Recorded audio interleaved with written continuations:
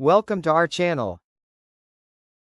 How to choose a reliable used engine supplier. 1. Check the supplier's reputation. Look for online reviews, ratings, and customer feedback on Google, Facebook, or auto forums. 2. Verify their experience. Choose suppliers who have been in the business for years. They usually offer better quality and service. 3. Ask about engine history. Ensure the supplier provides details like mileage, previous usage, and maintenance records. 4. Look for warranty options. Reliable suppliers give at least 3 to 6 months warranty on used engines. 5. Check for testing and inspection. Ask if the engine has been compression tested or inspected before sale.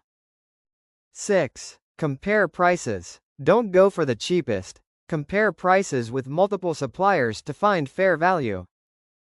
7. Confirm compatibility. Make sure the engine matches your vehicle's model, year, and VIN number. 8. Request photos or videos. A trusted supplier will share clear images or videos of the actual engine condition. 9. Check return and replacement policy. Understand if they offer replacement if the engine fails early. 10. Choose secure payment options. Use trusted payment methods. Avoid suppliers who only accept cash without paperwork. Thank you for watching.